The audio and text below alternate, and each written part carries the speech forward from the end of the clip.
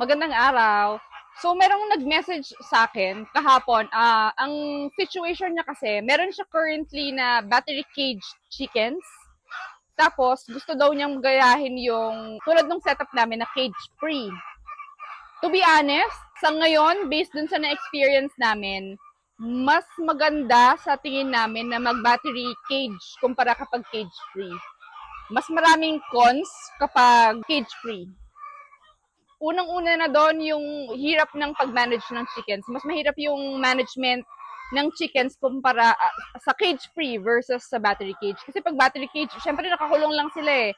Hindi sila nakakalibot, hindi sila nakakasira ng mga gamit, hindi sila nakakatapon ng feeds, hindi sila nakakasira ng waterer nila. Kasi nga, confined lang sila dun sa maliit na space. So, maliit yung chance na masira nila yung mga bagay-bagay na nakapaligid sa kanila.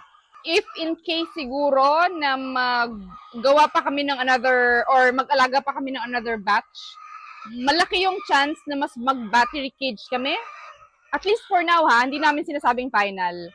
At least sa na-experience namin ngayon na issues dun sa cage-free namin kumpara kapag battery cage.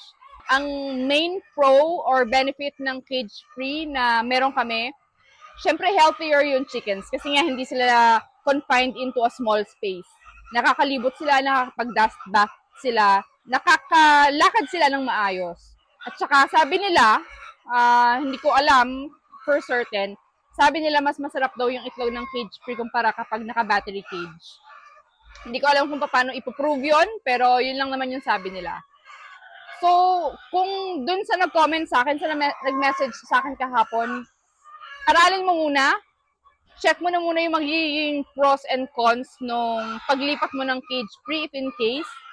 Kasi kung mag-change ka ngayon ng setup, baka malaking gastos din sa end mo.